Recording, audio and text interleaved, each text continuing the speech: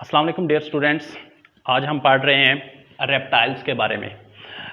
New chapter है, chapter number 14 reptiles के बारे में। सबसे पहले हम इसके बारे में जानेंगे इवोल्यूशनरी पर्सपेक्टिव ऑफ रेप्टाइल्स, कि इनकी इवोल्यूशन कैसे हुई और उनके अंदर इनकी करैक्टरिस्टिक को पढ़ेंगे।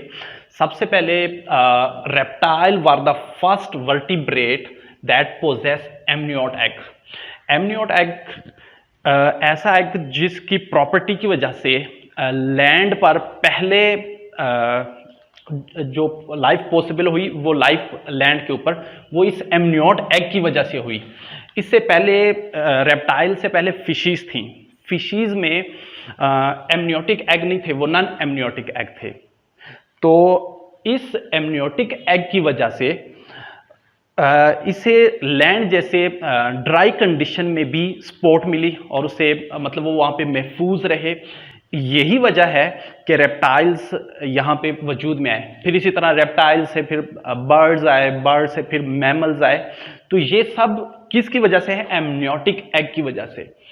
आज हम इस एमनियोटिक एग की कुछ मेम्ब्रेन्स के बारे में बताता हूँ कि कौन सी मेम्ब्रेन है जो इसको लैंड पे सेव रखा। सबसे पहले एक्स्ट्रा एम्ब्रियोनिक मेम्ब्रेन जो है protect the embryo from desiccation.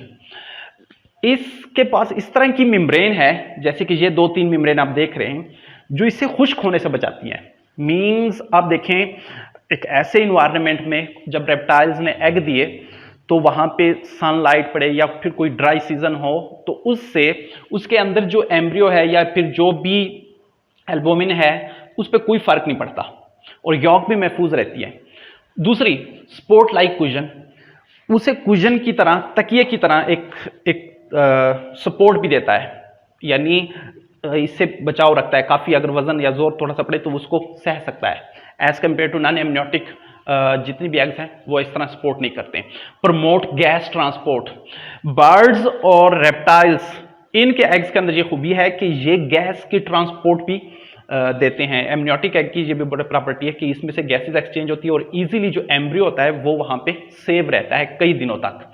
उसके साथ साथ रिमूव द वेस्ट मटेरियल, ये इनके अंदर वेस्ट मटेरियल को रिमूव करने की भी सलाहियत है। तो यानी इन 4 कैरेक्टरिस्टिक की वजह से जो लैंड पे लाइफ पॉसिबल हुई, उससे पहले जितनी भी लाइफ थी वो वाटर में थी, फिशीज थी, वो नॉन एमनियोटिक एग थी, उनके एग के अंदर ये खूबी नहीं थी। पार्ट्स ऑफ एमनियोटिक एग, कुछ पार्ट्स पढ़ लेते हैं। सबसे पहले शेल। आप लोगों को पता है जो शेल है ये इसके सबसे एक्सटर्नल मेम्ब्रेन जो बैरूनी है, जो सख्त खोल है, वो शेल कहलाता है, जो काफी हार्ड होता है। ठीक है। रेप्टाइल्स और इसके साथ साथ birds have hard and leathery shell. Shell का काम क्या है? सपोर्ट देता है होल एग को, पूरे एग को देता है और फिर इससे किसी भी किस्म के नुकसानात से बचाए रखता है। उसके बाद दूसरे नंबर पे एल्बुमिन। एल्बुमिन जो है वो लिक्विड मटेरियल जितना भी इस एग के अंदर होता है व्हाइटिश का, ये उसे मॉइस्चर और उसके साथ साथ न्यूट्रिएंट्स प्रोवाइड करता है पूरे एग को और उसके साथ साथ एम्ब्रियो को। इसके साथ साथ एम्ब्रियो को सपोर्ट भी करता है, लाइक कुशन दी एम्ब्रियो, यानी एम्ब्रियो को तकिए की तरह सपोर्ट भी करता है और इसे बैरूनी खतरात से महफूज रखता है। उसके बाद yolk, supply food to the embryo. यहां पे काफी मिकदार में यॉक मौजूद है जो उसे सप्लाई देती है। एज कंपेयर टू बर्ड्स और रेप्टाइल्स, इनके अंदर यॉक की मिकदार क्या होती है? ज्यादा होती है, क्योंकि इन्होंने एक्सटर्नल तौर पे एग्स ने प्रोसीड करना होता है। एज कंपेयर टू मैमल्स, उनमें यॉक जो होता है वो बहुत कम होता है, क्योंकि उसे जो एग होता है वो प्लेसेंटा के जरिए मदर से ही फीडिंग मिल जाती है, तो इसलिए उन एग को इतनी ज्यादा फूड की या सप्लाई की जरूरत नहीं पड़ती, क्योंकि ये एग बाहर माहौल में हैच होते हैं तो काफी देर तक, तो 20 या 25 दिन तक इन्हें फूड जो है इससे मिलती रहती है। उसके बाद यानी ये पार्ट्स हैं। अगर हम इसके अडाप्टेटिव रेडिएशन इन रेप्टाइल देखें तो हमारे पास इतना खास रिकॉर्ड नहीं है कि कब किस तरह हुआ है, ना ही ये मालूम कर सकते कि इसके फॉसल्स हैं जो, बट इतना है कि जिनका जो अडेप्टिव रेडिएशन की इवोल्यूशन जो हुई है वो लेट कार्बोनिफेरस पीरियड के अंदर और अर्ली पर्मियन पीरियड्स, इन दोनों के बिटवीन हुई है। इन दोनों के बिटवीन जो इनके अडाप्टिव रेडिएशंस हैं, जो स्कल्स हैं, वहां से मिली हैं। मीन्स अडाप्टिव रेडिएशंस इन रेप्टाइल का क्या मतलब है, ये मैं थोड़ा सा समझा दूं कि जहां पे इनके हमें कुछ फॉसिल्स मिले, वहां के ऊपर जो मटेरियल है, चाहे वो कोई भी है, मतलब मटेरियल सब्सटेंसेस या ज़रात, या चाहे वो मेटल या नॉन मेटल है, उनको अगर उनकी रेडिएशन देखी जाए तो वो इस पीरियड से ताल्लुक रखती हैं, कार्बोनिफेरस या फिर अर्लियर परमिनेंट पीरियड। इसका मतलब है कि ये इसी पीरियड के दौरान हुई थी। और फिर एक और बात खास, इंसेक्ट्स जो हैं वो भी इसी पीरियड के अंदर हुए हैं। यही वजह है कि रेप्टाइल्स ने जब लैंड पे मतलब लाइफ को कंटिन्यू किया, तो वहां उनका जो बड़ा शिकार थे, जो बड़ा प्रे करते थे, वो किस चीज को करते थे, इंसेक्ट्स को करते थे। यानी इंसेक्ट्स,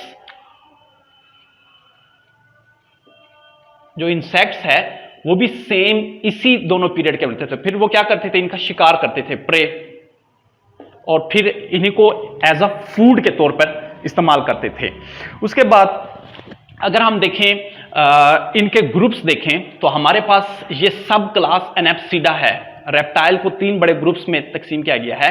ये क्या है, सब क्लास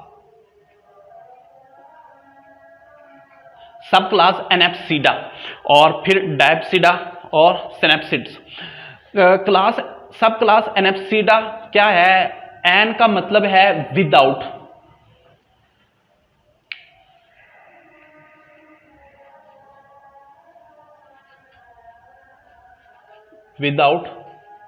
और एनेप्सिडा जो दूसरा है वो हैपिस से निकला है,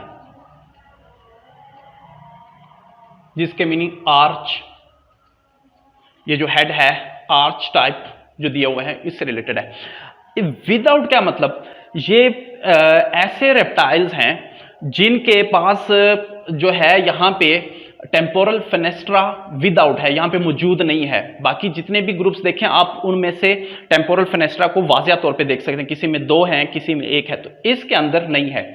ज्यादातर ये जो ग्रुप है आजकल, वैसे ये ज्यादातर एक्सटेंड हो चुके हैं, इसके जितने भी हैं वो एक्सटेंड हो चुके हैं, लेकिन एक स्पीशीज अभी भी इससे रिलेटेड है, जो आजकल टर्टल्स वगैरह हैं, वो इस ग्रुप से बिलोंग करते हैं,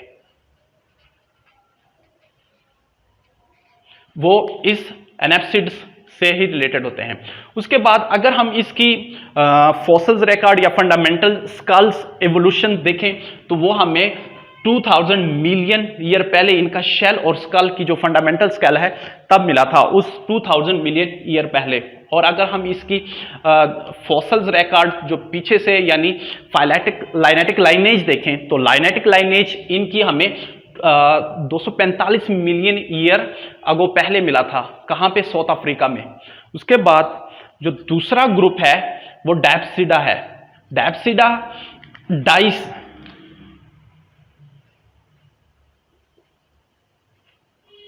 डाई का मतलब 2। इनके अंदर टेम्पोरल फेनेस्ट्रा 2 हैं।